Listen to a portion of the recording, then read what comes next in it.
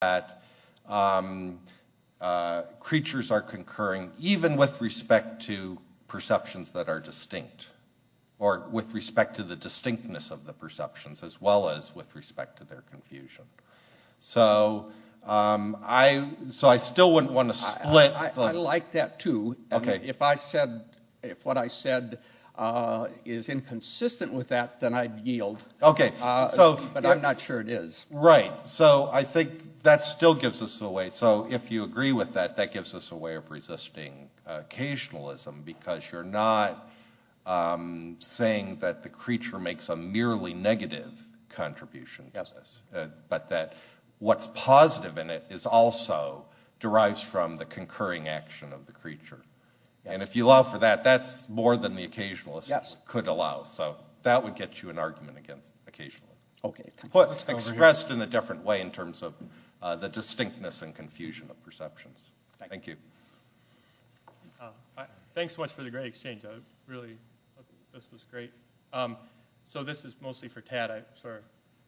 I'm still trying to pin down what the difference is that makes a difference on your view. So we start off and we get some stories, and it seems to circle back around to page 19 again, where we get the colon. It says, where physical evil derives from mere appetites that are directed towards producing what is objectively the best, moral evil derives from volitions that are misdirected towards a merely apparent good.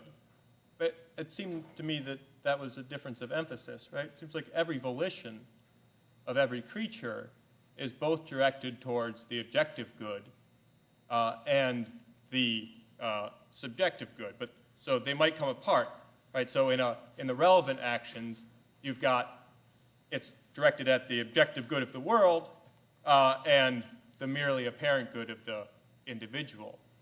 But then, I'm not clear that we have a difference that makes a difference here, right? Because we could also say, whereas moral evil derives from appetites that are directed towards producing what is objectively the best, physical evil derives from volitions that are misdirected towards a merely apparent good.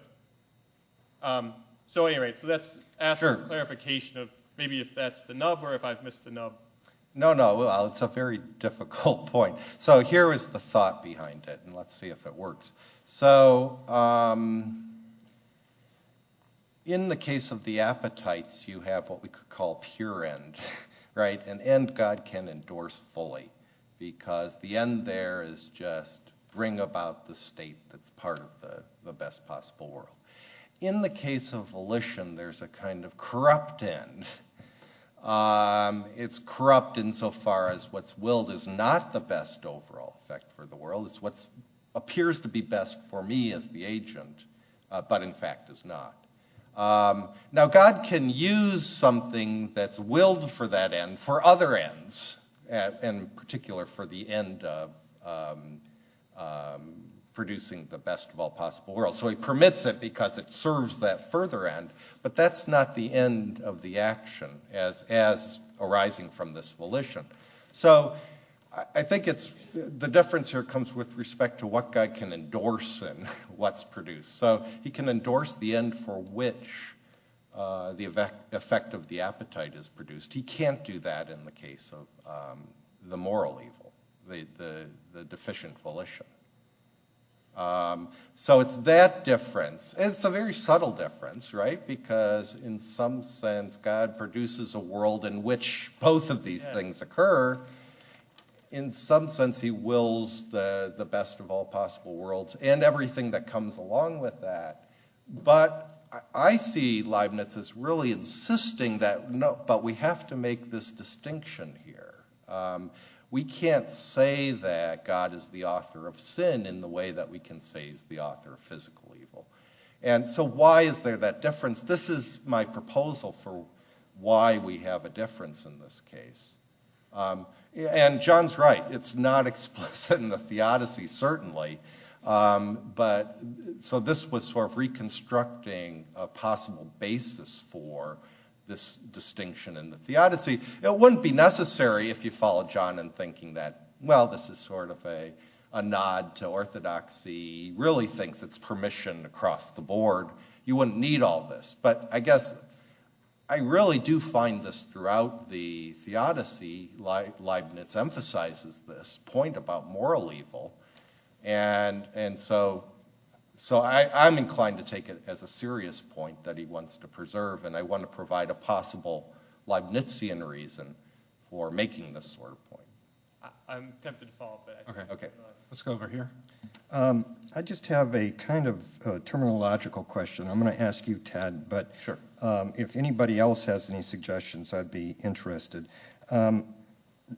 Directly above the last paragraph on page 2 of your paper, you write, however, in the Theodicy, Leibniz claims that even though non-intelligent beasts have perceptions of pleasure and pain, still they do not have the sort of reflection required for genuine happiness and misery. And then you go on to say the suggestion here is that true physical goods and evils are restricted to rational souls. And I agree that Leibniz does want to deny that animals are incapable of misery. But you yourself point out that he doesn't think that they're incapable of pain. In fact, Right. he says so. Right.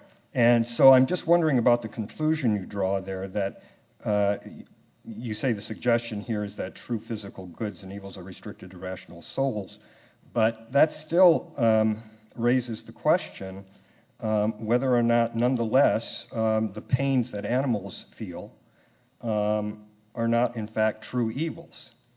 And I would think that Leibniz would have to say that they are, in which case we've got a problem, because if we're not going to classify those as physical evils, then there's got to be some other category, and his taxonomy only gives us 3. So maybe it's maybe it's a metaphysical evil that God wills as a means to an end. That is, say wills it as a means for animals to preserve themselves or recognize when there are dangers or something like that. He doesn't say that explicitly, and he's cagey about the case of animal pain. Yeah. But in the Theodicy, at least, he seems to want to resist the claim that this is real physical evil. Yeah, and that's the answer to the Cartesians Right. that he wants to give. It is puzzling because there's also that passage that Maria Rosa quoted from section 241 where he says physical evil, that is pain, sufferings, miseries, are consequences of moral evil, which again seems to imply that all of those can pertain only to rational, intelligent beings. Right. But still, there are other places you could even point to in his works where he seems to suggest that animals, where he classifies pains as physical evils. So I'm just really curious about what's going on. Well, and one interesting question, this was prompted by Nick's discussion of Nick's presentation, so he defines physical evil as suffering. Now, is suffering to be reduced to having pain, feeling pain, or is it to be reduced to experiencing misery? I think Nick's suggestion was it's reduced to feeling pain. I'd go the other way, that at least in the Theodicy, he wanted to reduce suffering to experiencing misery. And so since animals don't experience misery, we don't have a kind of physical evil in the case of animals. And that's the response to the Cartesian problem of animal pain, right? Yeah, if you're willing to run pain and suffering together. Yeah, but I'm dividing them. I'm saying pain is different from suffering insofar as he has a richer notion of suffering that equates it with experiencing misery. And I think that's what's going on in the Theodicy. That's his notion of suffering there, a richer sort of notion than mere feeling pain. We have about 4 minutes and 3 questioners, so let's try to keep it short. Okay. So the obvious objection to the claim that it's deficiencies in creatures that cause sin rather than God's will is that God is responsible for those deficiencies. And you say near the end of your paper that Leibniz's response to that is that it's limitations in the uncreated essences that cause this rather than God himself. And my worry is that if you can say that, then why can't you just say that it's the good properties or whatever properties in the uncreated essences that are responsible for whatever property of the creature? In whatever sense you can say that limitations in the essences cause the deficiencies, it seems you can say, rather than God's will, it seems you can say good properties, whatever properties in the essences cause those properties rather than God's will. Yeah, that's interesting. So I think the response would be that, well, the actual producing of that goodness is wholly due to God. The essences don't produce themselves.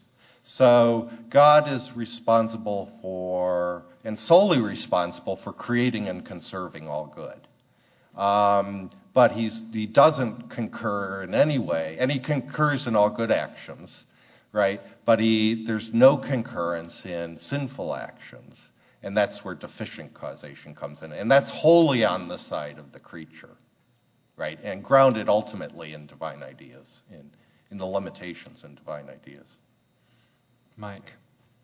I have 6 questions, but I really want to hear Bob's question more than I want to hear my own.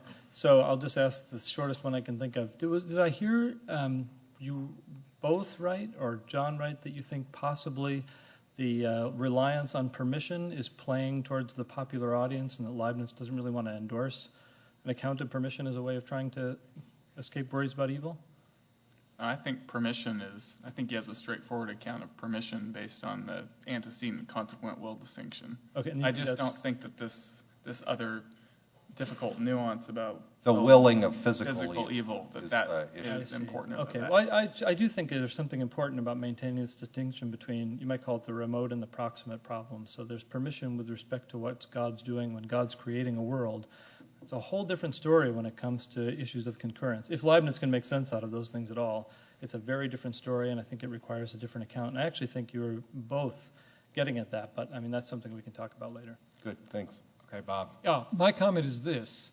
I actually think it quite possible, perhaps even likely, that Leibniz's whole treatment of the issue of the origin of evil, including the stuff about permission, that in it he doesn't have any bigger ambition than showing people how to avoid saying anything bad-sounding or offensive to pious ears. I'll just refer you to a long passage in Grue's Texts Inédits, which Where was the text, sorry? Grue's Texts Inédits, 2-volume set of texts, largely related to the Theodicy.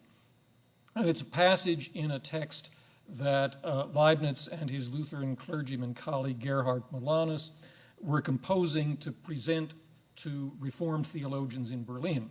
And they were tackling these issues, and in particular, Leibniz was tackling Calvin, who says at one place in the Institutes that God was the author of things that Satan did to afflict Job. And Leibniz criticizes this, and and I don't remember all of the details. He then thinks of a way that Calvin could interpret what he said, which would make it more acceptable to Leibniz. But his final comment is, even so, Calvin shouldn't have said it, because it's bad-sounding and offensive to pious ears. And I'm not sure that anything more, given what I said last night about Leibniz's pragmatism about theology, I'm not sure that anything more than that is at stake in that whole discussion in the Theodicy. Yeah, that's the issue. So I see that position that, look, there's not the same problem with saying that God wills physical evils that is there with saying God wills moral evils, that God is the author of sin. We should avoid saying that God is the author of sin. So let's just say that God wills the permission of it, and that gets us out of the problem. And it's just a verbal dodge with nothing really deeper underlying it. That's a possibility, and then that would render my chase unnecessary. But I do still think there's a difference, or can be a difference for Leibniz between these two cases that would explain why he might have thought that he could make this distinction. Whether or not this was the actual motivation for him to do it, this is something he could have appealed to in support of this sort of distinction. And if that works, I think that might suffice for me. Okay, let's thank our speakers.